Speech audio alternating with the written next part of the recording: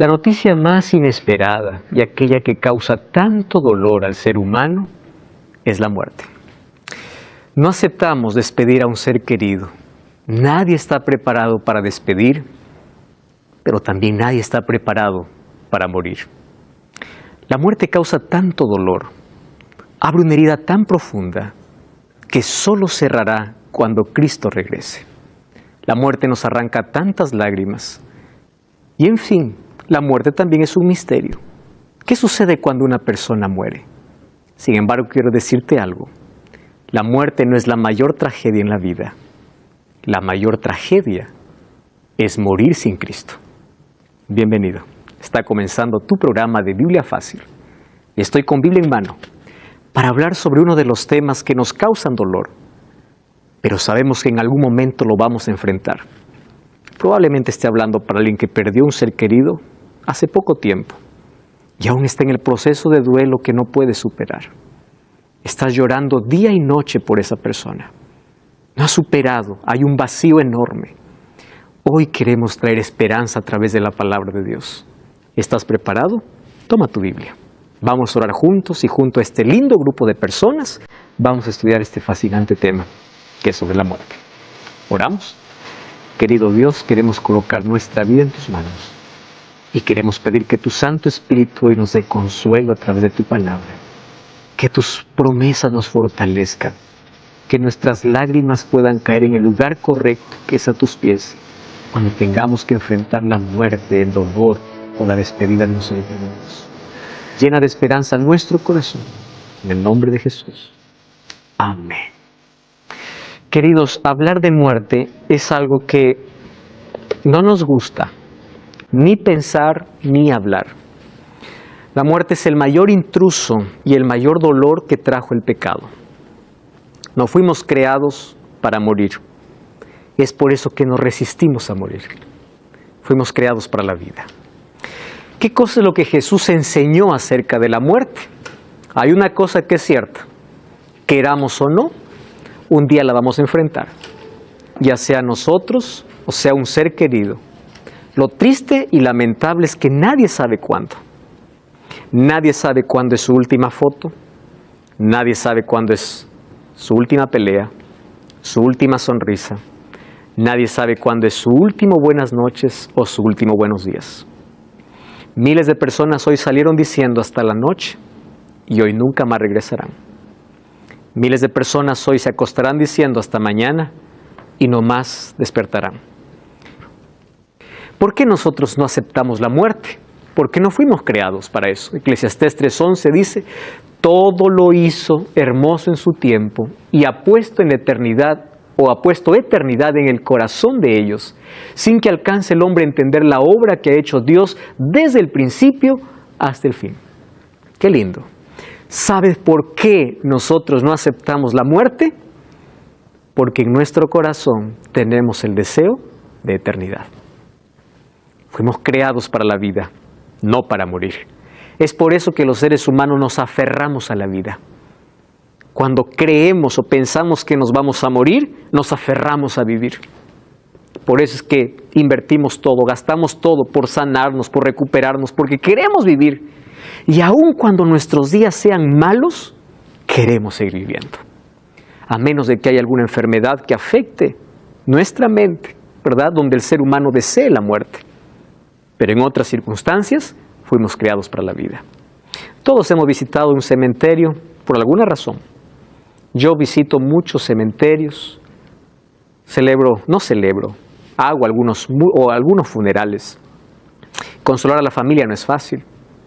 Sin embargo, tampoco es fácil ver en un cementerio tanta cruz pensando que tú pudiste haber sido uno de ellos. Cuando yo veo una cruz, al pie de esa cruz no está enterrado solo una persona.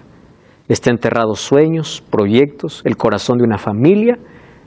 Sobre todo está enterrado decisiones postergadas.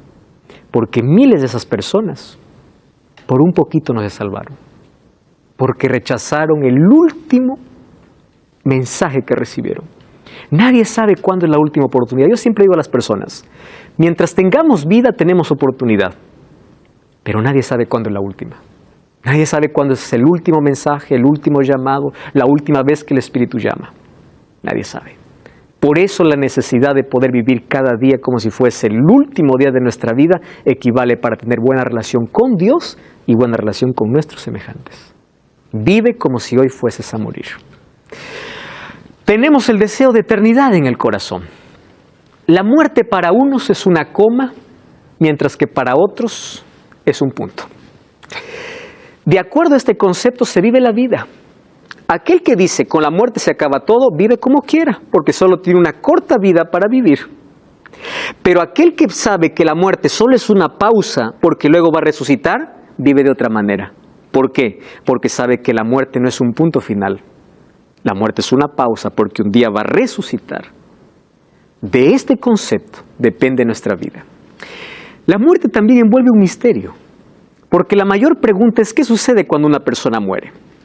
Los registros más antiguos lo encontramos de los egipcios, con las grandes pirámides egipcias, donde eran enterrados los faraones y la forma que tenían las pirámides y las cosas que enterraban allí demostraba de que ellos ya tenían un concepto sobre la muerte. Por ejemplo, los egipcios creían que cuando uno muere o el faraón moría, el faraón iniciaba un peregrinaje hasta encontrar la inmortalidad y encontrarse con los dioses y convertirse en un dios. Por eso es que para ellos un faraón era el hijo de Dios. Y es por eso que les enterraban con sus enseres, les enterraban con comida, con sus siervos, porque ellos creían de que ellos iban a una lucha constante hasta encontrar la inmortalidad. Pero esto no es bíblico. Esto es paganismo. Era el concepto que ellos tenían. Lamentablemente el concepto de Egipto influyó mucho en los griegos. Y los griegos desarrollaron otro concepto de muerte. Por ejemplo, para los griegos, una persona que moría iba al Hades, ¿verdad? Iba a la sepultura, pero los buenos tenían un lugar y los malos tenían otro lugar. Además, los griegos desarrollaron una filosofía que hoy se proclama en las iglesias. Me da tanta tristeza cuando yo veo a alguien pensar de que cuando uno muere algo sale del cuerpo. Porque eso no es Biblia, eso es filosofía griega. Quien desarrolló aquella filosofía de que cuando una persona muere, algo sale y ese algo que sale se llama alma, que se va a deambular o se va al paraíso, se va al purgatorio o se va al infierno. Eso no es bíblico. Eso viene ¿de dónde? De Platón. Platón ya desarrollaba una filosofía. Otros piensan que una persona va a un camino de luz para reencarnarse y se reencarna. Otros piensan que el espíritu sale y él es inmortal. Miren cuán astuto es el diablo. El diablo le dijo a Adán y Eva, coman del fruto, no morirán. ¿Qué cosa les había dicho Dios? Morirán. ¿Qué cosa dijo el diablo? No morirán. Préstenme atención. El primer mensaje diabólico fue, no vas a morir. ¿Correcto? Fue el primer sermón, no de Dios. ¿De quién? Del diablo.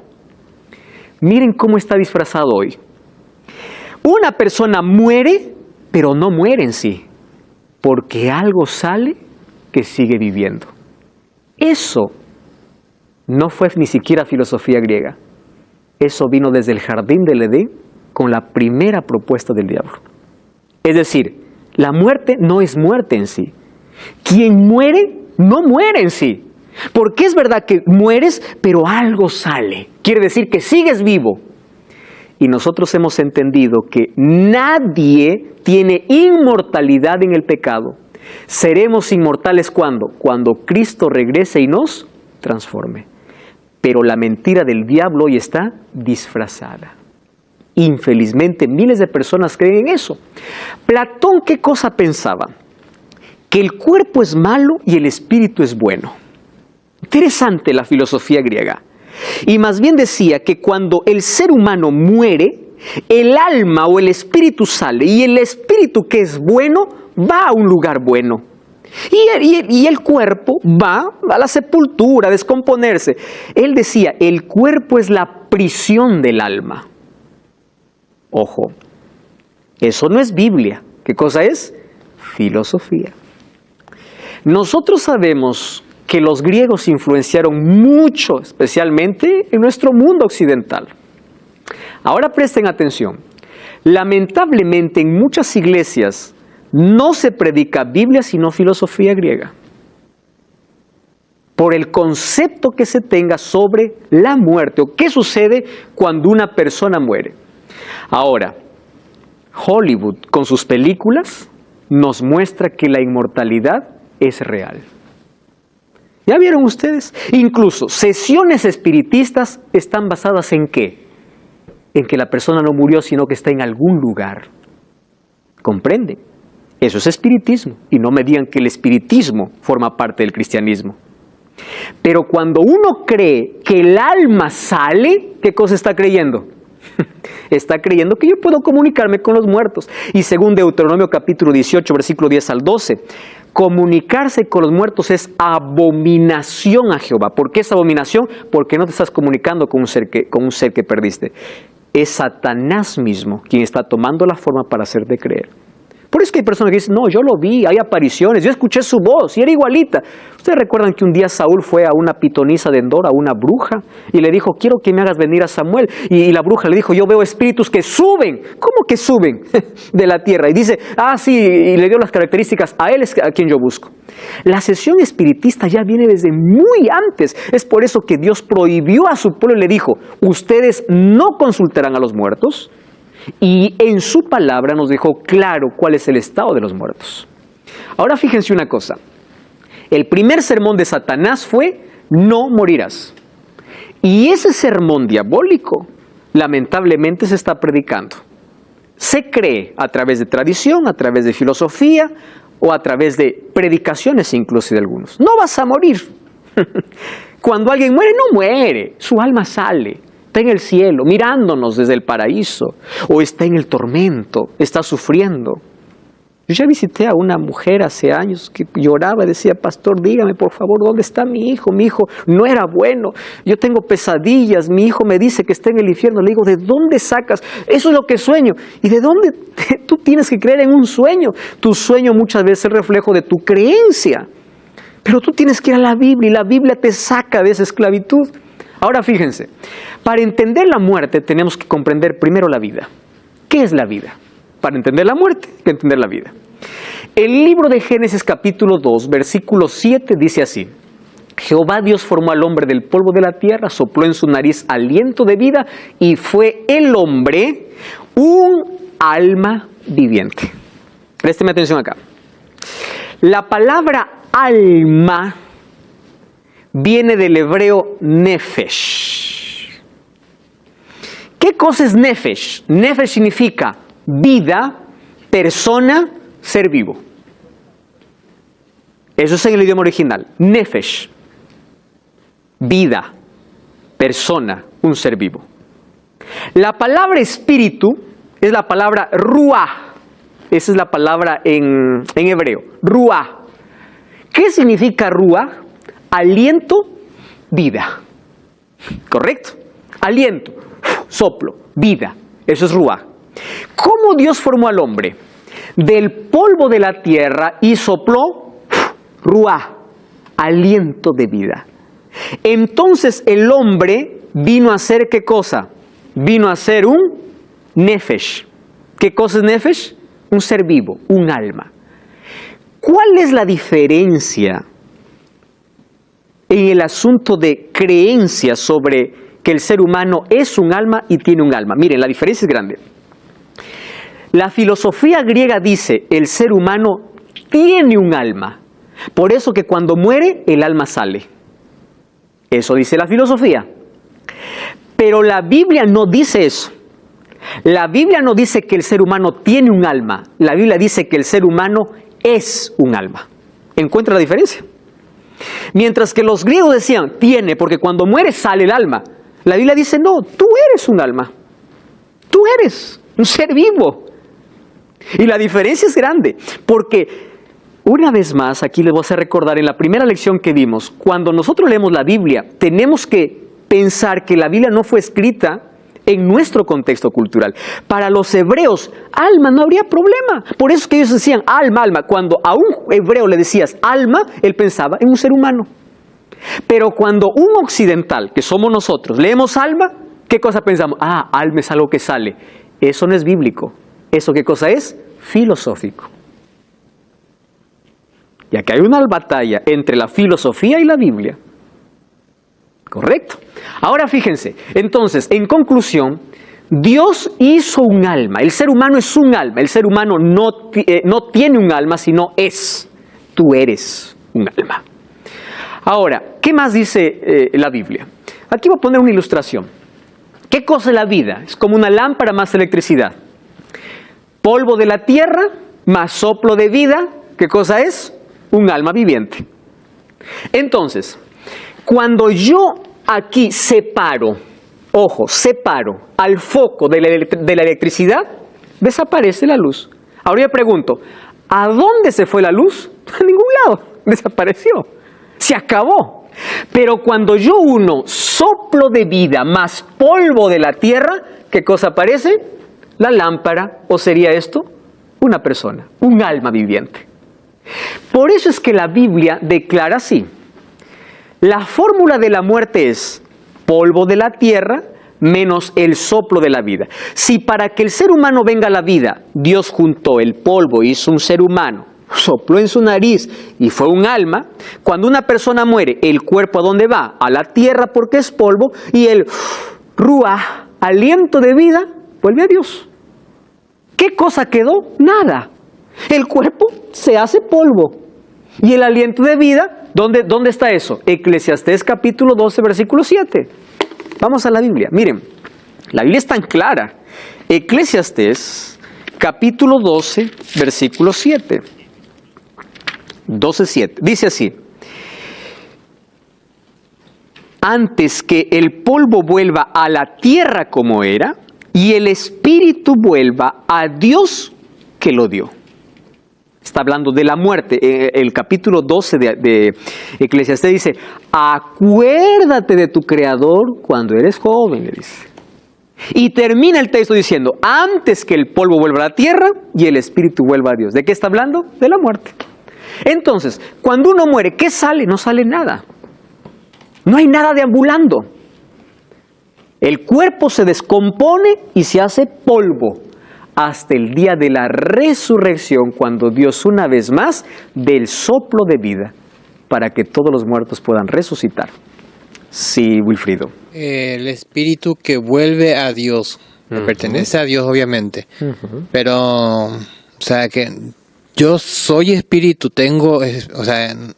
No, el espíritu es la vida que tienes.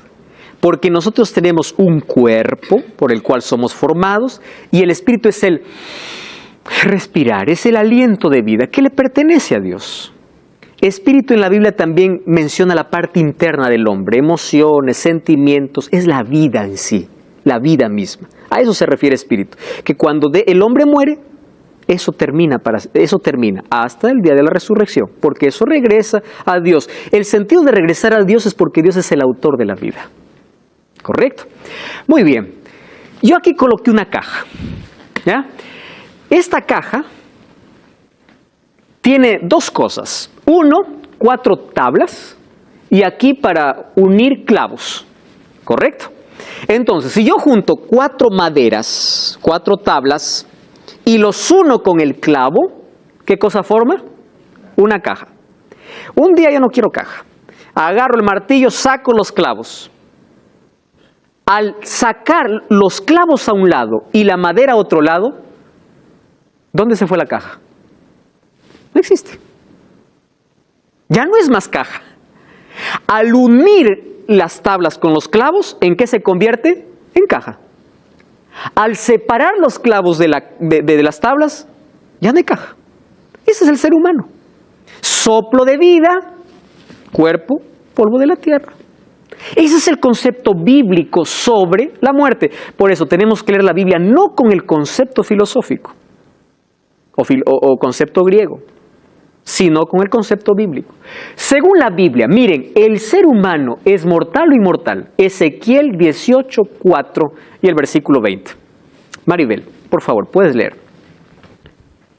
He aquí que todas las almas son mías, como el alma del Padre, así el alma del Hijo es mía. El alma que pecaré, esa morirá. Muy bien. Puedes leer el versículo 20.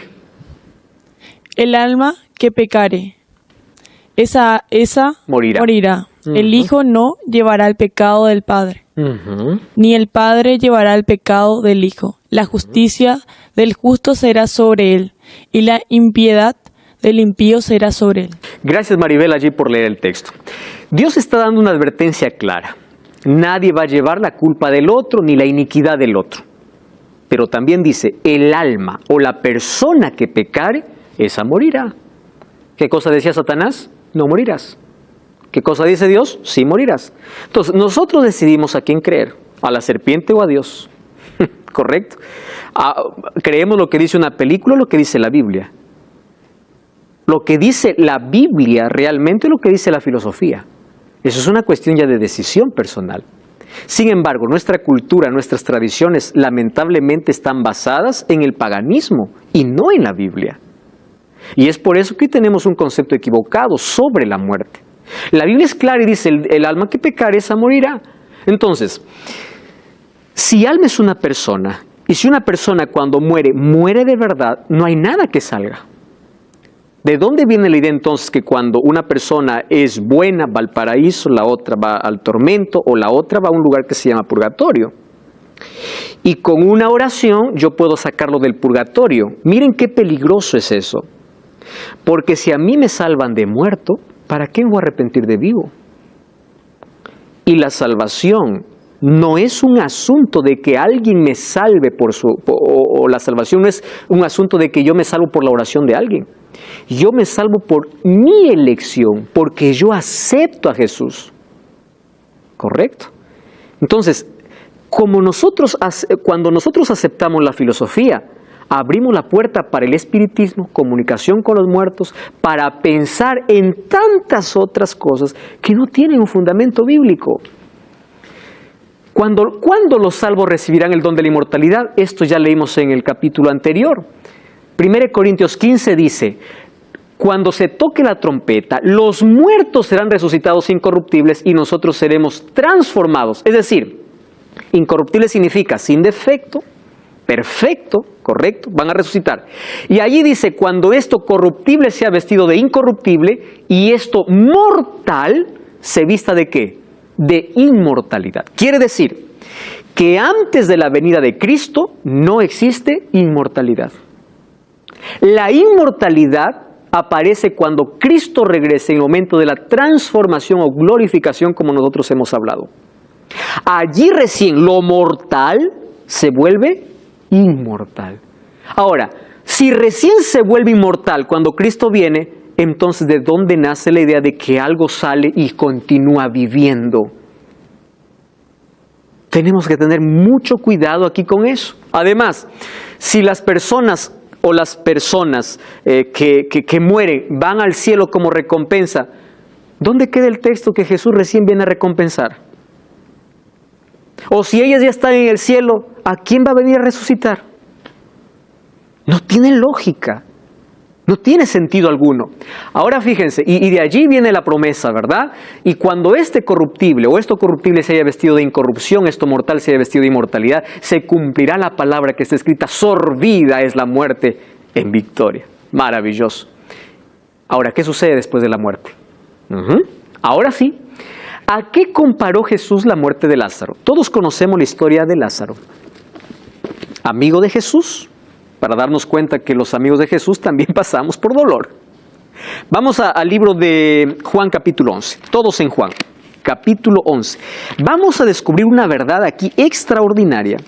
Le dan aviso a Jesús que su amigo está enfermo y él a propósito no va. Y va después que Lázaro está 4 días en la sepultura. Ojo, no es que murió, probablemente esté medio vivo, ¿no? No, 4 días está ¿dónde? En la sepultura. Cuando ve la hermana de Lázaro, a Jesús, le hace un reclamo y le dice, si tú hubieses estado aquí, mi hermano no hubiese muerto. Vamos a leer entonces, miren, 11, el versículo 24. Versículo 23, ¿está bien? Dice así, Jesús le dijo, tu hermano resucitará. ¿Quién está diciendo? Jesús. Y Marta le dijo, yo sé que resucitará, ¿cuándo? En la resurrección, en el día final. ¿Se dan cuenta? ¿Qué dice la Biblia? No le está diciendo, Señor, mi hermano, déjalo, está en la gloria, porque como era tu amigo ya se fue al paraíso. No, va a resucitar. Él no ha ido a ningún lado, Él está en la sepultura y va a resucitar, ¿cuándo? En el día final. Y Jesús le responde, yo soy la resurrección y la vida. El que cree en mí, aunque esté muerto, vivirá. Porque Jesús, inmediatamente después, ¿qué cosa iba a hacer? Un milagro. Jesús le dice a sus discípulos, vamos a despertar a Lázaro porque él duerme. Es la referencia donde Jesús, a aquellos que mueren en Cristo, ¿cómo los llama? Solamente están durmiendo. ¿Por qué durmiendo? Aquí viene la enseñanza. Cuando uno duerme entra en un estado de inconsciencia. Entonces los muertos nada saben, dice Eclesiastés 9, 5 y 6.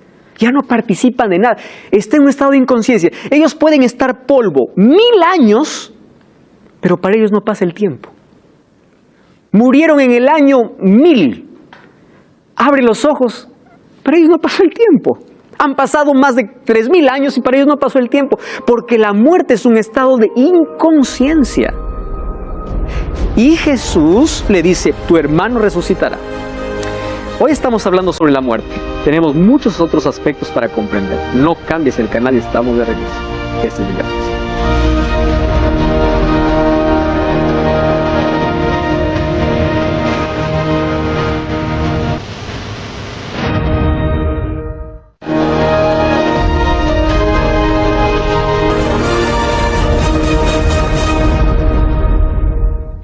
Estamos de regreso, esto es Biblia Fácil. Tú sabes que puedes solicitar totalmente gratis este curso bíblico Enseñanzas de Jesús.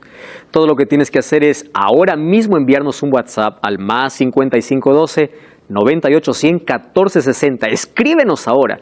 Si vives en Sudamérica recibirás el curso en formato físico, fuera de Sudamérica en formato digital, pero disfruta de estas fascinantes enseñanzas de Jesús. Estamos hablando acerca de la muerte y un hecho particular que ocurrió en el ministerio de Cristo y se considera el mayor milagro que Jesús hizo, la resurrección de Lázaro. Nadie podía negar su muerte, 4 días en la sepultura.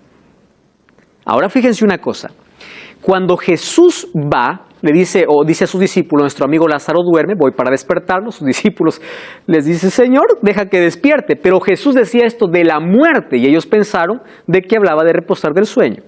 Les estaba diciendo que cuando la muerte es comparada a un sueño, es porque está hablando que un sueño, cuando uno está durmiendo, entra en un estado de inconsciencia. Uno duerme 10 de la noche, despierta 5 de la mañana, parece que el tiempo no pasó, obviamente. Así es la muerte. Entonces, Jesús dice, es como un sueño, Él está durmiendo, está inconsciente.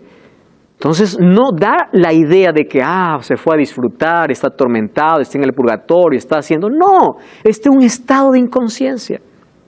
Además, Marta le dice, yo sé que mi hermano resucitará. No le está diciendo, mi hermano ya está en el paraíso disfrutando. ¿Correcto? Vamos a ver algunas otras cosas. Miren, otra cosa. Lázaro cuando salió, él no contó, mire Señor, estuve en el paraíso. Nadie. Él venía de la muerte. Otra cosa. Cuando Jesús llama a Lázaro, ¿saben qué cosa le dice? Lázaro, sal. Ojo. No le dice Lázaro, baja. No le dice Lázaro, sube. ¿Qué le dice? Sal. ¿Entiende lo que Jesús está diciendo? Porque si Lázaro hubiese estado en otro lugar, ya disfrutando en el paraíso, Lázaro baja, hubiese dicho Jesús, sal. Porque un muerto, el cuerpo vuelve al polvo. Y el aliento al autor de la vida, y no hay nada fuera de ello. ¿Correcto? Ahora fíjense.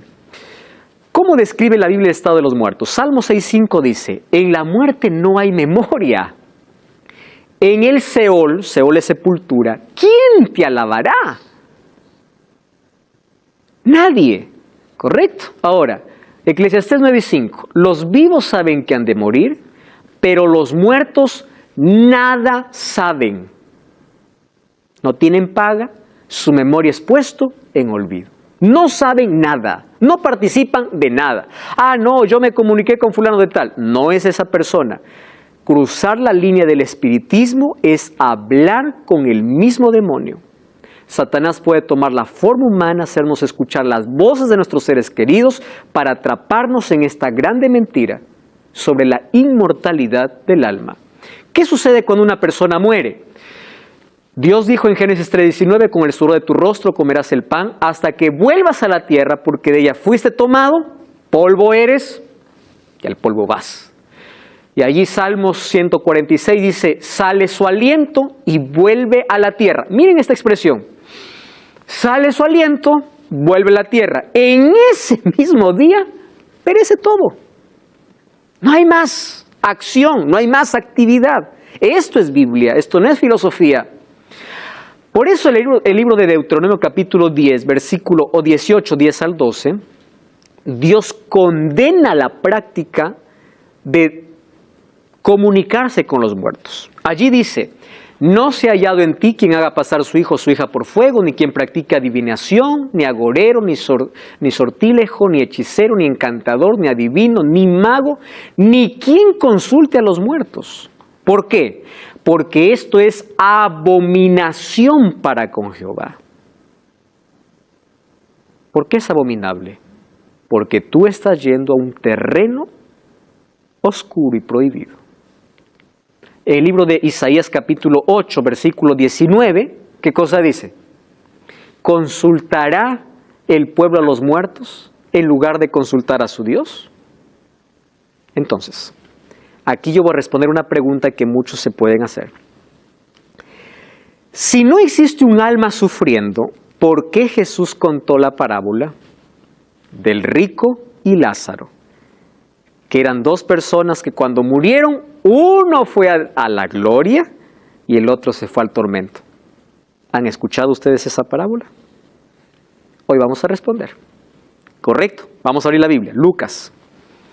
Vamos al libro de Lucas capítulo 16 y ahí está la historia que Jesús contó, porque esto para muchos dicen, no, está equivocado, porque aquí Jesús está diciendo. Está en el capítulo 16 de Lucas, quédense allí porque les voy a decir algunas otras cosas interesantes. ¿Está bien? Lucas 16, ¿están todos ahí? Muy bien, presten atención acá. Recuerdan que en el primer capítulo yo les dije que cada género de la Biblia tiene una manera de ser interpretada. Por ejemplo, la poesía se interpreta de una manera, la profecía de otra manera. Cuando David dice, Jehová es mi pastor, nada me falta. ¿Quiere decir que el ser humano es oveja? No, es una metáfora. Eso es poesía. Pero cuando en Apocalipsis dice, el león de la tribu de Judá vino para vencer, eso es profecía.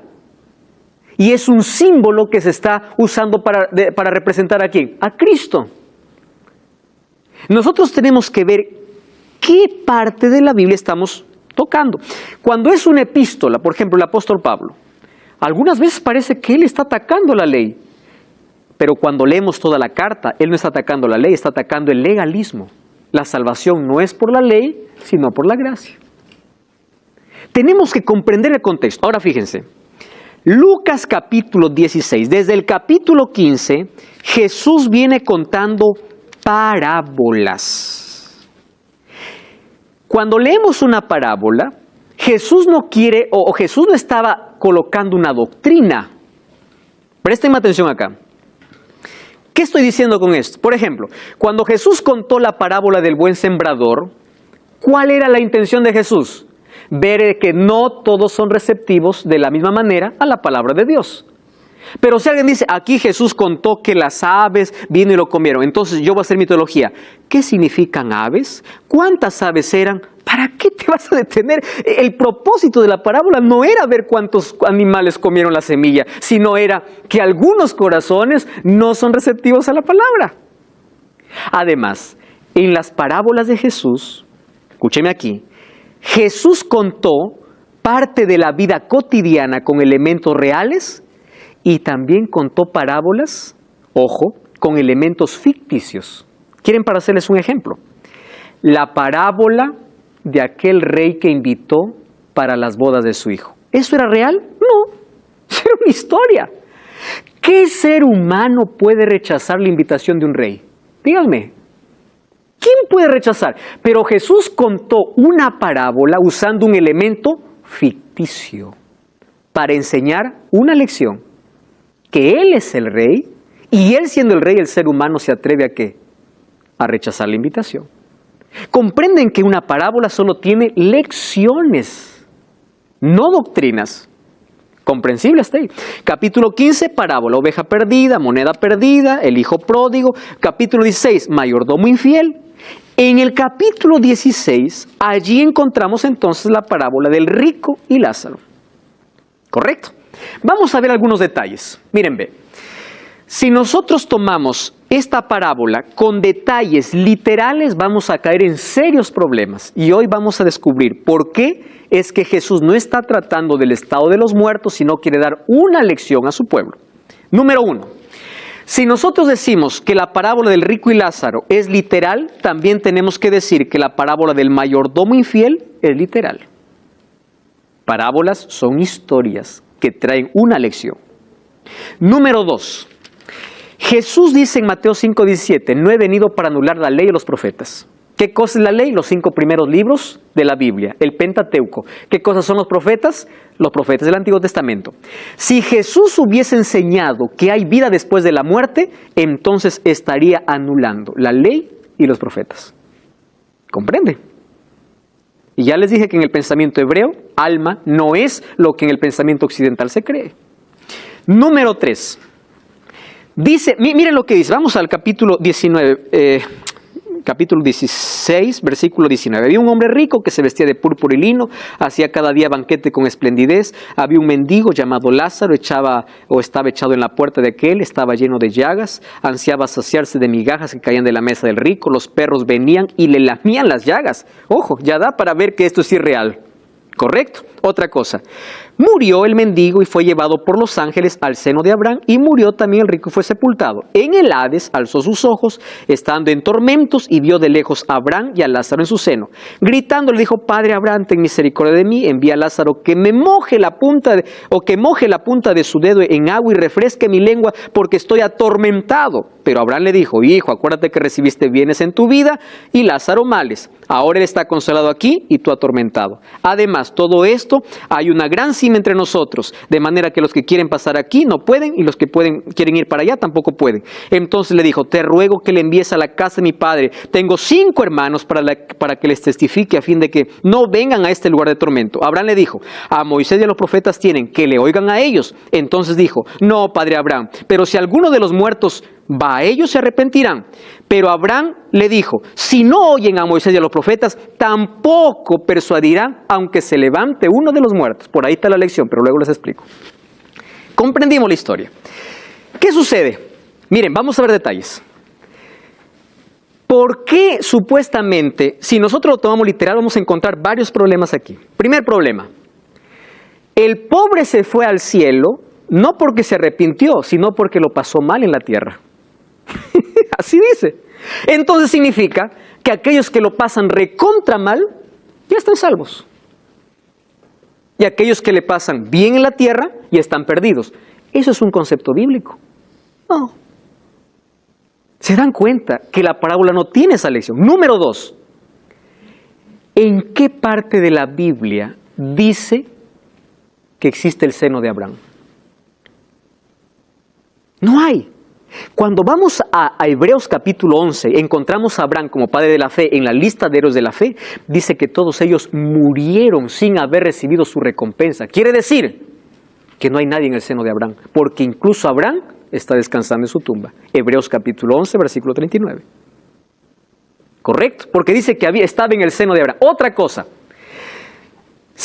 Cuando dice que ambos se miraban, porque el rico le miraba al pobre que disfrutaba y el pobre miraba cómo el rico sufría.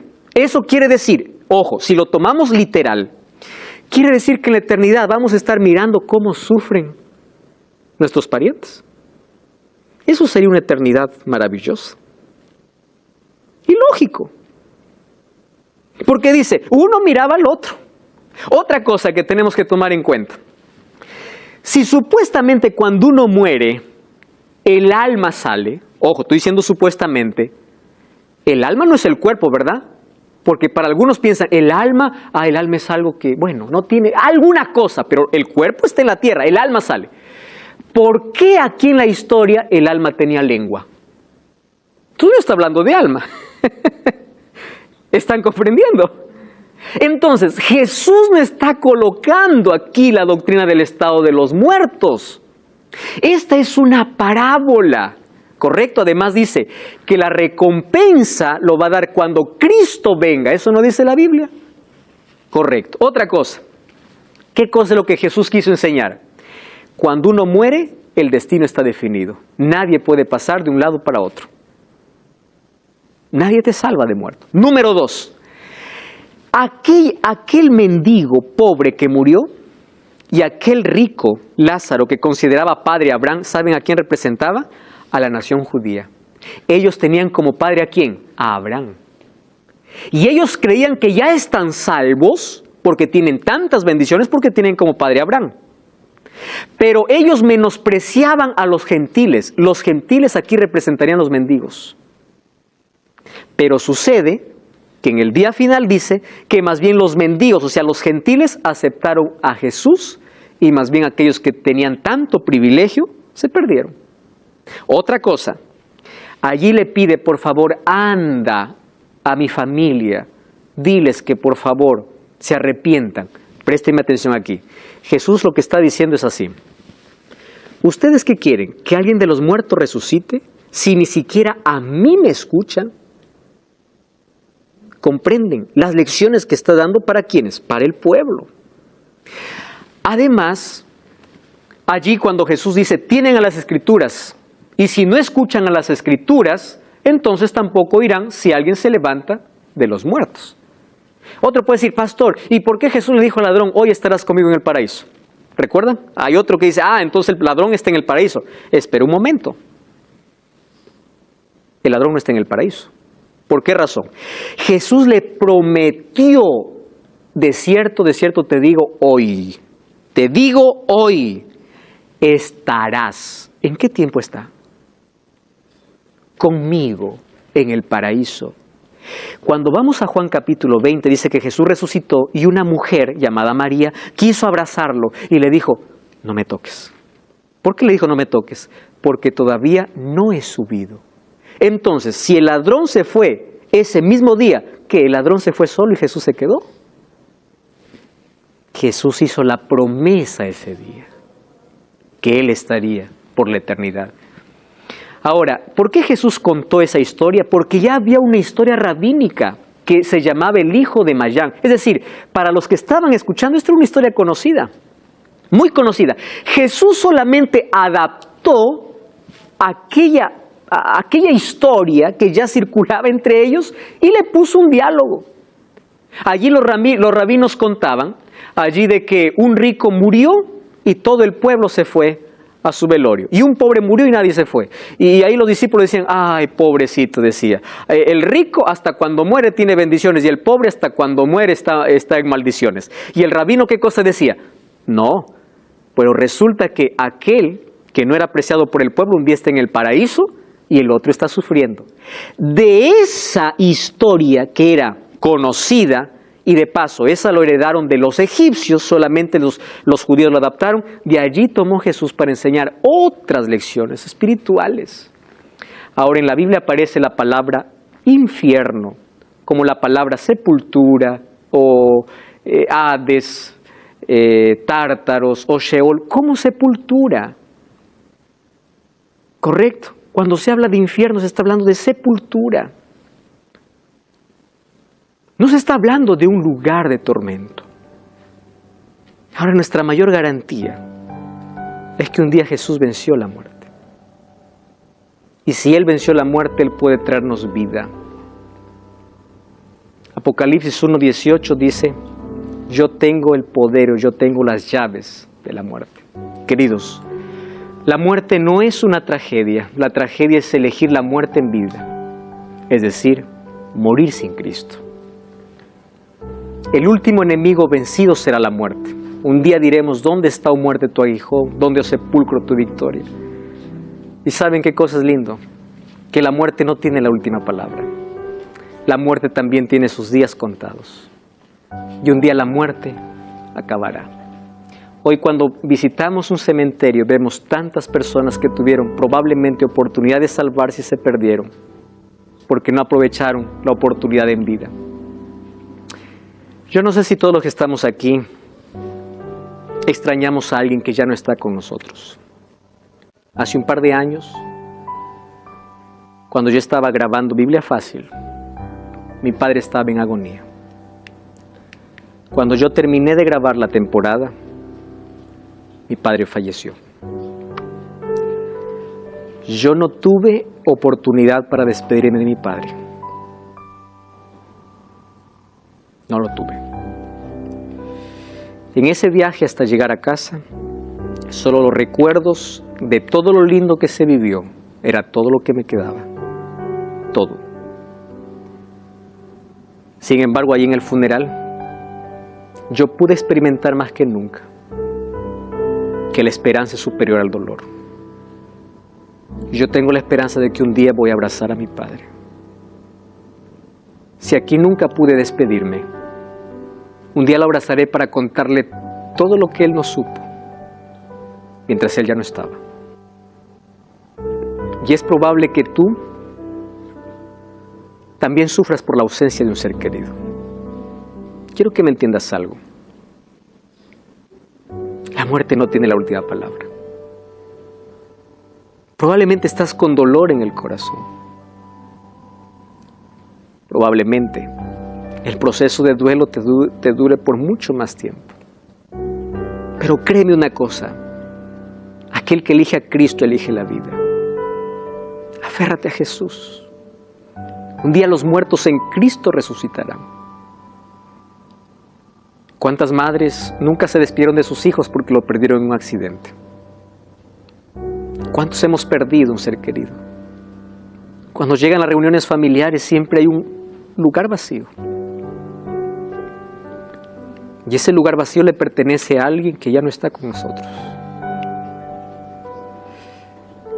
Nuestra mayor esperanza está que cuando Cristo regrese, un día esa persona va a resucitar. Y no importa si hoy tus lágrimas aquí son derramadas porque perdiste un ser querido. Si quieres llorar porque estamos en un mundo de sufrimiento, hazlo. Pero vas a recibir consuelo siempre de parte de Dios. Llora en los brazos de Jesús. Coloca tu dolor en las manos de Jesús y Él te abrazará. Voy a invitar al cuarteto Arautos du Rey para cantar. A cantar una linda música sobre cómo las lágrimas forman parte de nuestra vida. Sin embargo, en medio de nuestro dolor, encontramos la mayor fortaleza de la vida. Porque la mayor esperanza es Cristo. Coloca tu dolor en las manos de Dios. Déjate abrazar por sus promesas. Recuerda que la muerte no es el fin. Es apenas una pausa, porque pronto vendrá y los seres queridos resucitarán. Piensa en eso. Si hoy las lágrimas forman parte de tu experiencia, tienes derecho a llorar. Las lágrimas limpian, nos ayudan un poco a aliviar aquel dolor que no podemos expresarlo de otra manera. Pero llora en el lugar correcto. Corre a Jesús. Él te dará esperanza, te dará consuelo. La muerte no tiene la palabra final. La muerte tampoco es un punto final. Es apenas una pausa. Por eso acepta a Cristo, entrega tu vida a Cristo. Porque cuando llega la muerte, el destino también está decidido según las decisiones que hayamos tomado en vida. Tragedia no es morir. Tragedia es vivir sin Cristo y morirse en Él. ¿Quieres entregarte a Cristo? Acéptalo hoy en tu vida. Deja que Él cure tus heridas. Oramos. Querido Dios, Abrázanos hoy, cura nuestro dolor. Gracias porque tu palabra nos muestra tu verdad. Y hoy nosotros sabemos sobre el estado de los muertos, mas sabemos que la muerte nos causa tanto dolor. Queremos ser abrazados por ti, consolados por ti. Queremos que la esperanza pueda brillar en los momentos más oscuros de nuestra vida. Toma nuestro corazón, seca nuestras lágrimas y permite que un día podamos nuevamente abrazar a nuestros seres queridos que la muerte nos arrancó. Ayúdanos a prepararnos cada día para ese encuentro, en el nombre de Jesús. Amén.